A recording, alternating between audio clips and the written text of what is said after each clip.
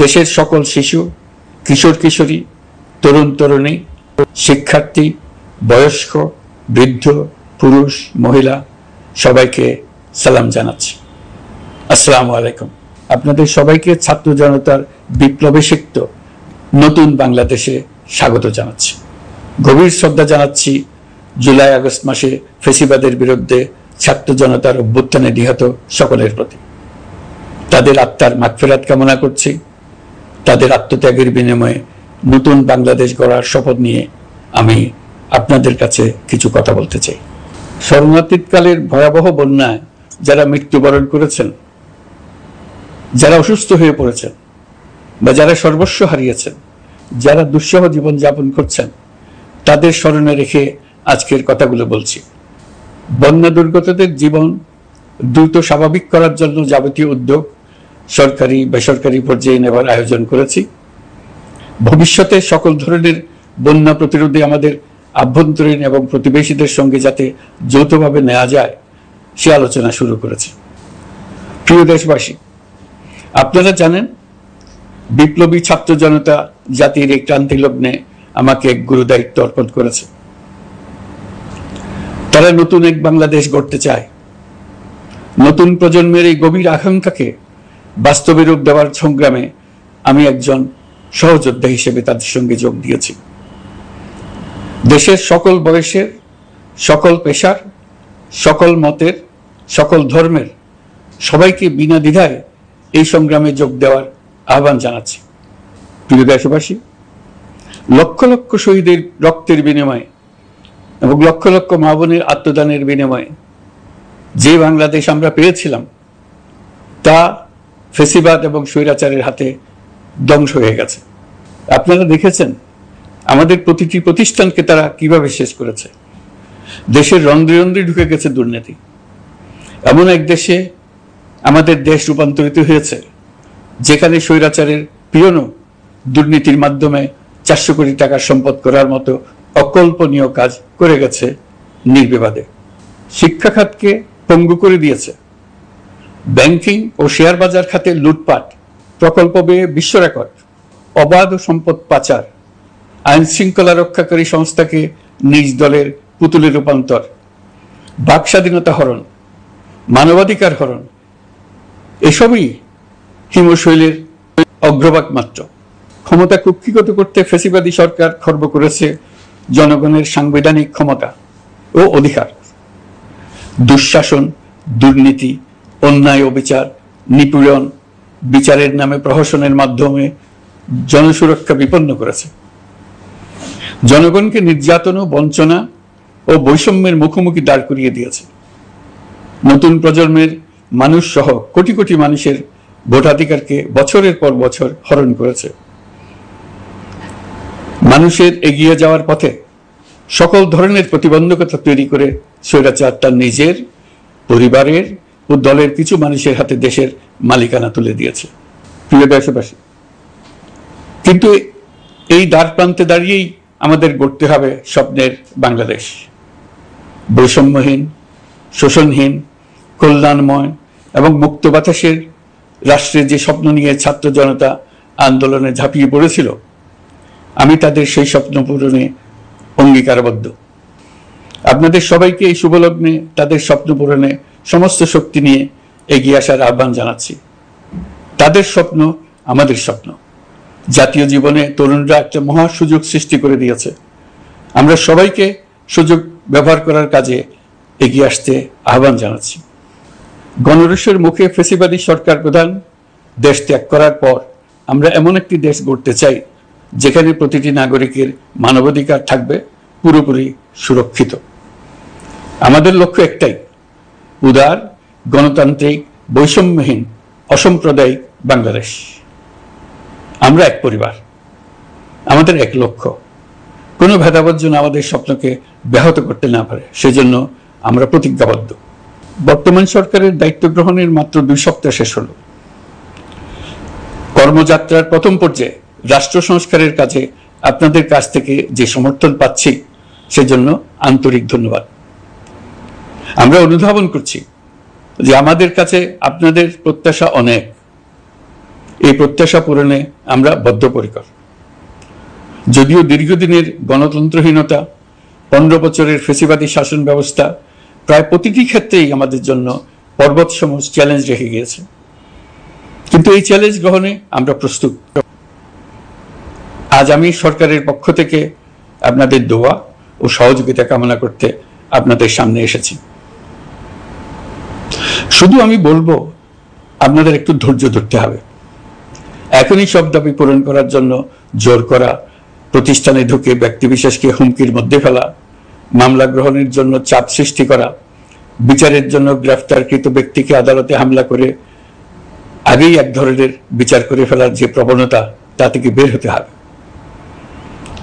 ছাত্র জনতার বিপ্লবের গৌরব ও সম্ভাবনা এসব কাজে ম্লান হয়ে যাবে। নতুন বাংলাদেশ গড়ার প্রচেষ্টা হতে ব্যাহত হবে। রাতারাতি এই পরিস্থিতি থেকে উত্তরণ কঠিন। নড়বড়ে এক কাঠামো, আমি বরং বলবো জনস্বার্থের বিপরীতমুখী এক কাঠামোর উপর দাঁড়িয়ে আমাদেরকে দেশ পুনর্গঠনের কাজে হাত দিতে হয়েছে। আমরা এখান থেকেই বাংলাদেশকে এমনভাবে করতে চাই যেন এদেশে জনগণই সত্যিকার অর্থে সকল ক্ষমতার উৎস হয়, বিশ্ব দরবারে একটি মানবিক ও কল্যাণকর রাষ্ট্র হিসেবে সমাদৃত হয়। তরুণ প্রজন্ম, শিক্ষার্থী ও জনতার আত্মত্যাগের প্রতি সম্মান জানাতে রাষ্ট্র সংস্কারের কাজে সফল আমাদের হতেই হবে, এর আর কোনো বিকল্প নেই। প্রিয় দেশবাসী, আপনারা ইতিমধ্যে জেনেছেন জুলাই আগস্ট মাসে গণ অভ্যুত্থানে বল প্রয়োগ ও হতাহতের যে দুঃসহ ঘটনা ঘটানো হয়েছে তার স্বচ্ছ তদন্ত করতে জাতিসংঘের মানবাধিকার কমিশনের প্রধানকে বাংলাদেশে এসে তাদের তদন্ত শুরু করতে আমরা আমন্ত্রণ জানিয়েছি। তদন্তের এই প্রক্রিয়া এই সপ্তাহে শুরু হবে। তাদের প্রথম দল ইতিমধ্যে এসে গেছে। আমরা ইতিমধ্যে ছাত্র জনতার বিপ্লবকে নস্যাৎ করতে যে শত শত মিথ্যা ও হয়রানিমূলক মামলা দায়ের করা হয়েছিল তার অধিকাংশ প্রত্যাহার করেছি এবং আটক ছাত্র জনতার মুক্তি লাভের ব্যবস্থা করেছে। পর্যায়ক্রমে মিথ্যা ও গায়েবী সকল মামলার ক্ষেত্রে অনুরূপ ব্যবস্থা গ্রহণ করে মানুষকে দুঃসহ ভোগান্তি থেকে মুক্ত করা হবে। ন্যায় বিচার নিশ্চিত করতে গণ অভ্যুত্থানের সকল শহীদ পরিবারকে পুনর্বাসন করবে। সকল আহত শিক্ষার্থী ও জনতার চিকিৎসার সম্পূর্ণ ব্যয় সরকার বহন করবে। সেই লক্ষ্যে স্বাস্থ্য মন্ত্রণালয়ের নেতৃত্বে উপদেষ্টা পরিষদে বৈষম্য বিরোধী ছাত্র আন্দোলনের প্রতিনিধিত্বকারী 2 জন উপদেষ্টার সহায়তায় একটা পূর্ণাঙ্গ তালিকা প্রস্তুত করা হচ্ছে। এই কার্যক্রমের জন্য এবং গণ অভ্যুত্থানের শহীদদের স্মৃতি ধরে রাখতে সরকার অতি দ্রুত জুলাই গণহত্যা স্মৃতি ফাউন্ডেশন নামে একটি ফাউন্ডেশন প্রতিষ্ঠা করার প্রক্রিয়া শেষ পর্যায়ে এনেছে। আপনাদের সবার এবং বিদেশে অবস্থানরত ভাই বোনদের অনুদান এই প্রতিষ্ঠানে পাঠানোর জন্য অনুরোধ করছি। আমি ব্যক্তিগতভাবে এই প্রতিষ্ঠানের চেয়ারম্যানের পদ গ্রহণ করেছি। প্রিয় দেশবাসী, আপনারা লক্ষ্য করেছেন দায়িত্ব গ্রহণ করেই আমাদেরকে আইন শৃঙ্খলা অঙ্গনে অস্থির পরিস্থিতি সামাল দিতে হয়েছে। আপনাদের সহযোগিতা ও সমর্থনে দেশপ্রেমিক সকল আইন শৃঙ্খলা রক্ষাকারী বাহিনী কাজে যোগ দিয়েছে। ফ্যাসিবাদী সরকার প্রশাসনের চরম দলীয়করণ করার ফলে বিপুল সংখ্যক কর্মকর্তা কর্মচারী দীর্ঘদিন বৈষম্যের শিকার হয়েছেন। আমরা ইতিমধ্যে সংশোধনমূলক ব্যবস্থা গ্রহণ করতে আরম্ভ করেছি, তবে প্রশাসনকে গতিশীল রাখতে এবং একই সাথে সুনির্দিষ্ট পদ্ধতি অনুসরণ করে সঠিক সিদ্ধান্তে উপনীত হতে সময় প্রয়োজন। সেজন্য সকলকে ধৈর্য ধরার অনুরোধ করছি। প্রশাসনের সকল ক্ষেত্রে প্রতিষ্ঠানগুলো যেন জনগণের আস্থা ফিরে পায়, সেটি আমাদের অন্যতম উদ্দেশ্য। লুটপাট ও দুর্নীতির আখড়ায় পরিণত করা ব্যাংকিং খাতে সুশাসন নিশ্চিত করার জন্য আমরা উদ্যোগ নিয়েছি। এই খাতে দক্ষ জনবল নিয়োগ দেওয়া হচ্ছে। ব্যাংকিং খাতে শৃঙ্খলা স্থাপন, ব্যবসা বাণিজ্যে সহায়ক পরিবেশ তৈরি এবং জনগণের জীবনযাপন সহজ করতে নিত্য প্রয়োজনীয় দ্রব্যমূল্য ও মূল্যস্ফীতি নিয়ন্ত্রণে আনার আমরা উদ্যোগ সচল করেছি। ব্যাংকিং খাতে দীর্ঘমেয়াদী সংস্কারের জন্য ব্যাংক কমিশন গঠন করা হবে। আর্থিক খাতে সার্বিক পরিস্থিতি ও সংস্কার বিষয়ে একটি রূপকল্প তৈরি করা হবে, যা দ্রুত জনসমক্ষে প্রকাশ করা হবে। শেয়ার বাজার, পরিবহন খাত সহ যেসব ক্ষেত্রে চরম বিশৃঙ্খলা বিরাজ করছে তা নিরসনের দ্রুত পদক্ষেপ নেওয়া হচ্ছে। বিচার বিভাগকে দুর্নীতি ও দলীয় প্রভাব মুক্ত করতে কার্যক্রম শুরু হয়েছে। একটি সুনির্দিষ্ট প্রক্রিয়ার মধ্য দিয়ে বিচার বিভাগের স্বাধীনতা ও জবাবদিহিতা নিশ্চিত করার উদ্যোগ নেওয়া হয়েছে।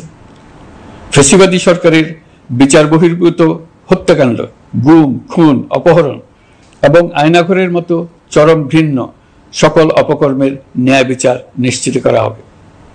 এসব অপকর্মের সঙ্গে জড়িত সকলের বিচার নিশ্চিত করা হবে।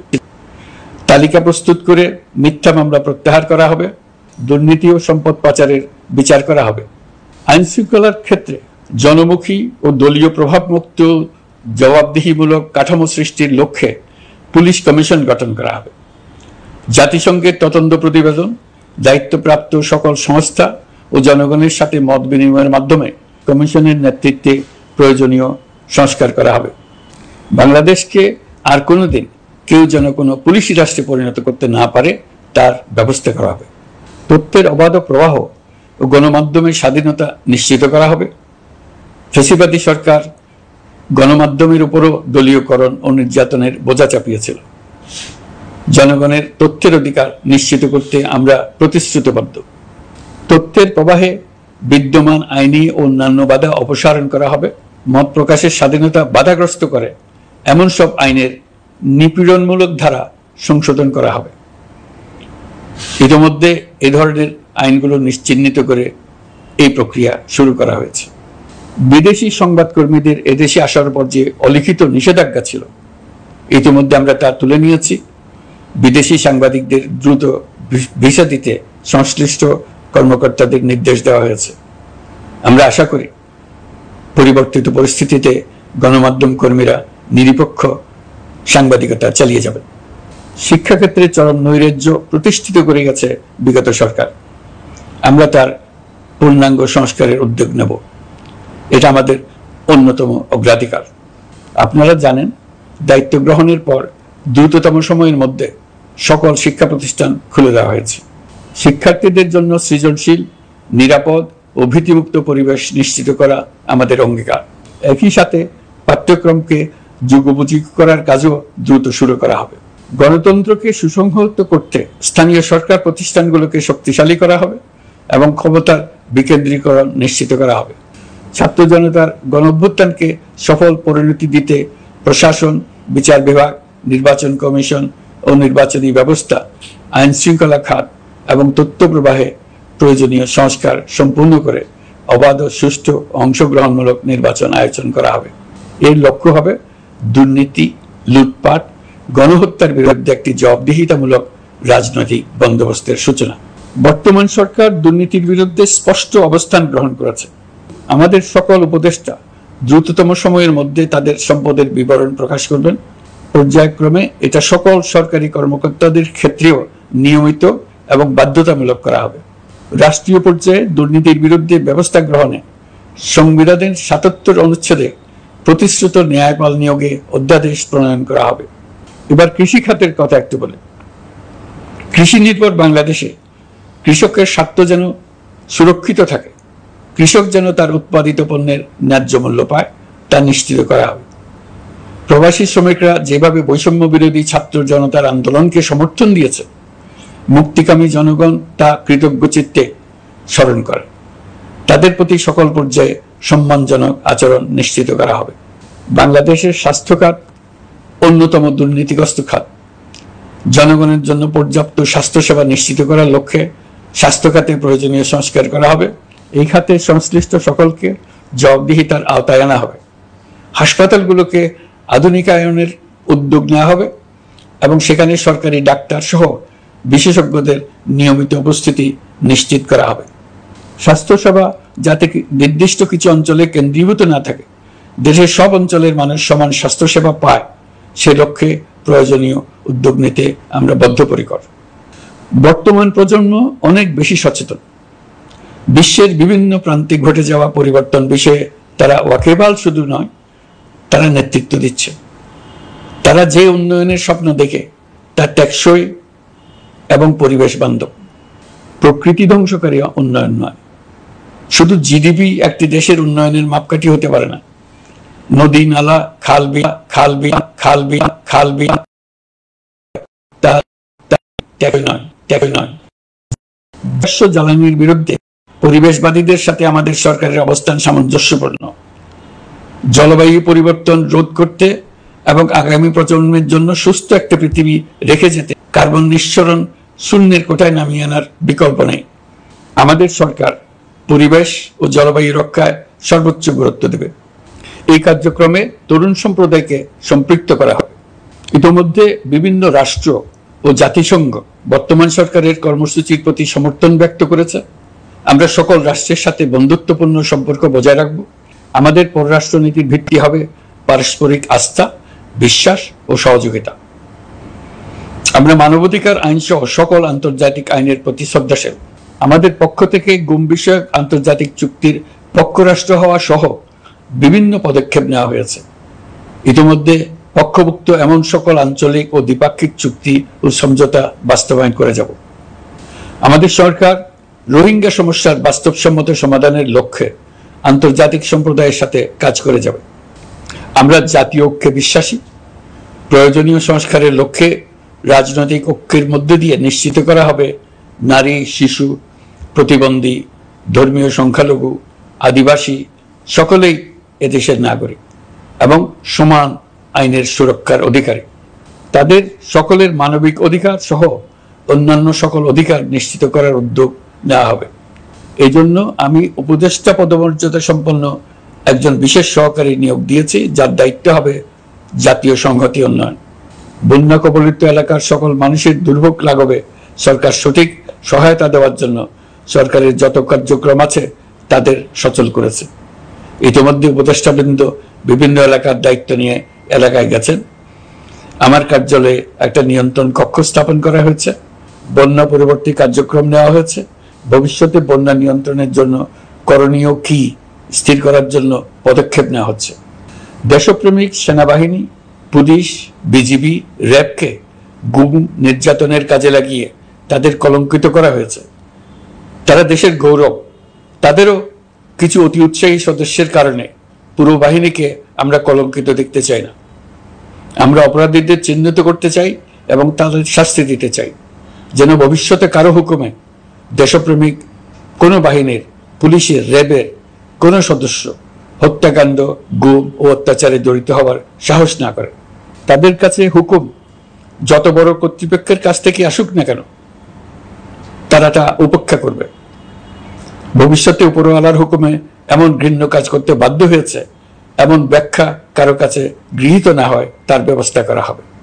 আমি দেশরক্ষা বাহিনী, পুলিশ বাহিনী এবং অন্যান্য সহল বাহিনীকে নির্দেশ দিয়েছি তারা তাদের মধ্যে যারা হত্যাকাণ্ড, গুম, খুন বা শারীরিক মানসিক অত্যাচারে সরাসরি জড়িত তাদের চিহ্নিত করে বিচারের ব্যবস্থা করতে।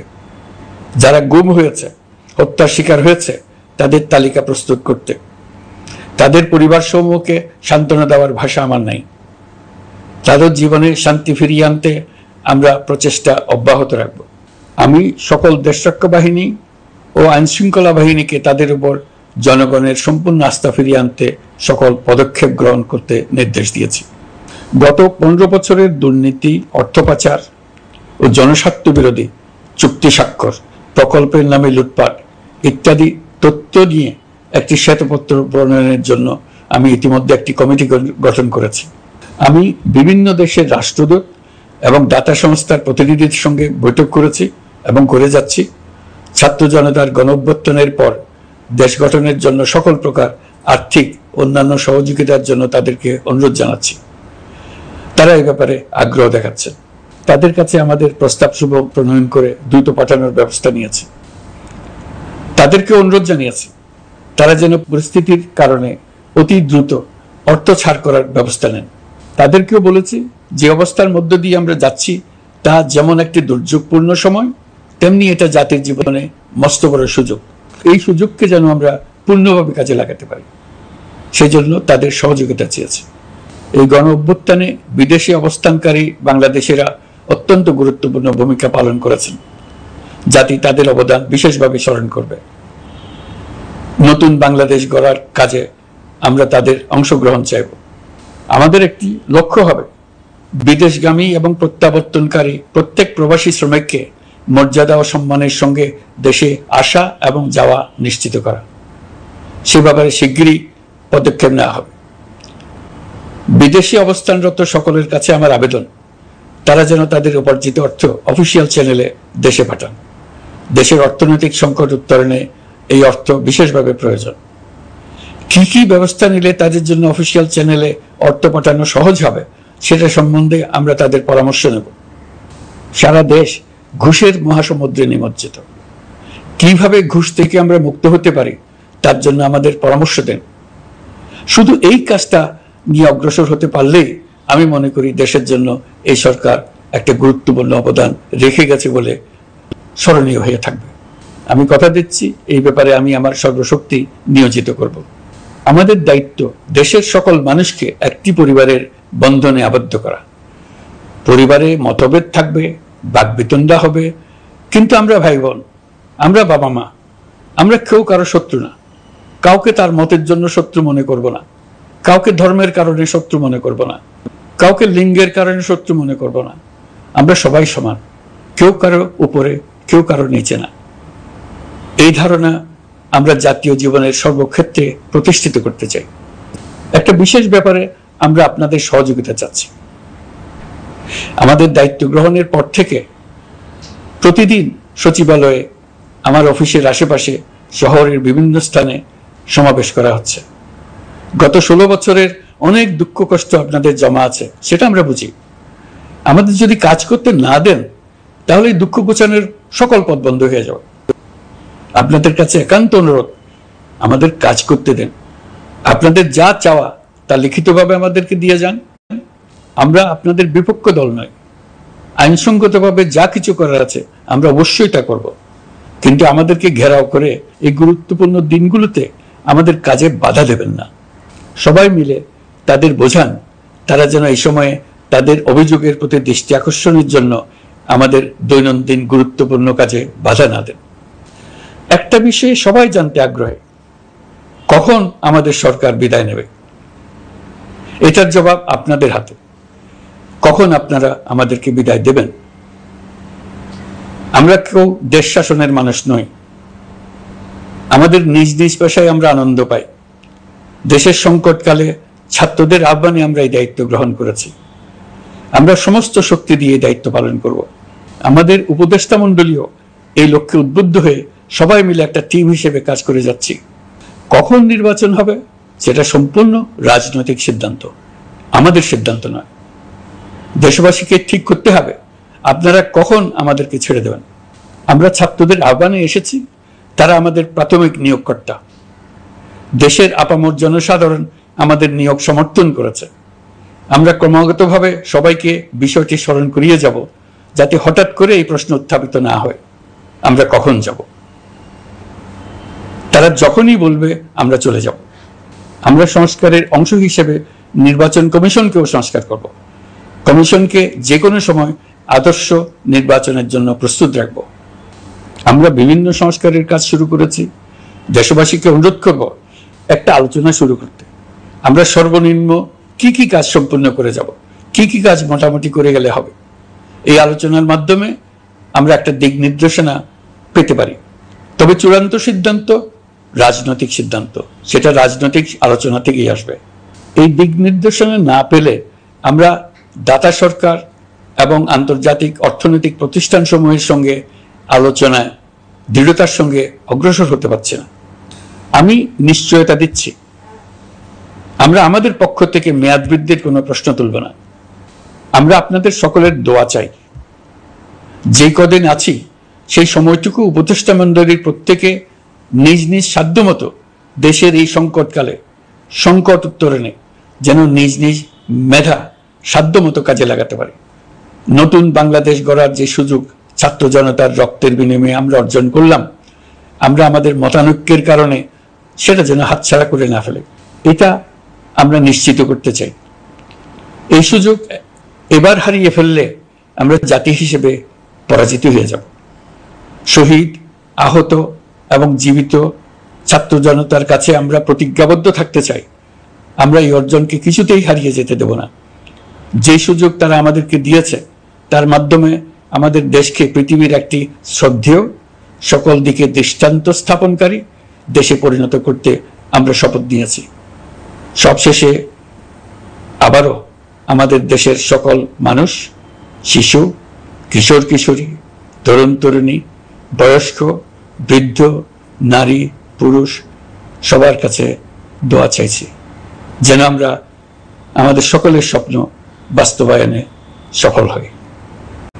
আল্লাহ আমাদের সহায় হন, আমাদের সবার মঙ্গল।